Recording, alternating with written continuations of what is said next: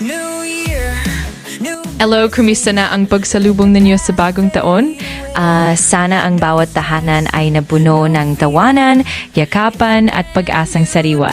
Sana ang paputok ay hindi lang sa kalangitan kundi pati sa loob ng ating mga puso, mga pangarap na muling nagliliyab, mga sugat na unti-unting naghihilom. Sa bagong taong ito naway mas marami tayong araw ng kapayapaan kaysa pangamba, mas maraming ngiti kaysa luha at mas maraming dahilan para magpasalamat kaysa magreklamo. Naway matuto tayong bitawan ng mga bigat ng nakaraan at yakapin ang mga aral na iniwan ito sa atin.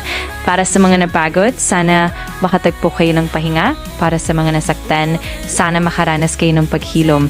Para sa mga patuloy na lumalaban, sana huwag kayong mawala ng lakas ng loob. At sa lahat ng mga pangarap, maliit man o malaki, naway maging mas matapang tayo ngayong taon na maniwala, magsimula muli at magpatuloy.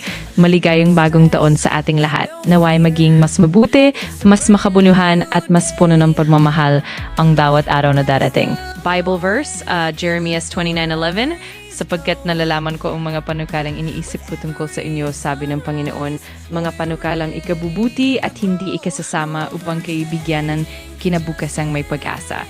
Payo, umag mong dalhin sa bagong taon ang galit, sama ng loob at takot na matagal nang nagpapabigat sa iyo. Piliin mong magpatuloy na may pag-asa, magpatawad kung kinakailangan at magsimula araw-araw ng may pasasalamat. Tanong, ano ang iiwan mo sa lumang taon at anong pangarap ang dadalhin mo sa bagong simula? Bawat larawan, kwento ng buhay, bawat slideshow, damdamin na buhay.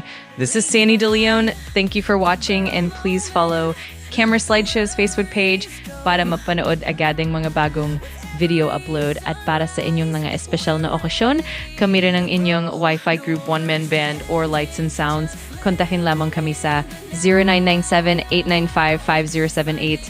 Maraming salamat po.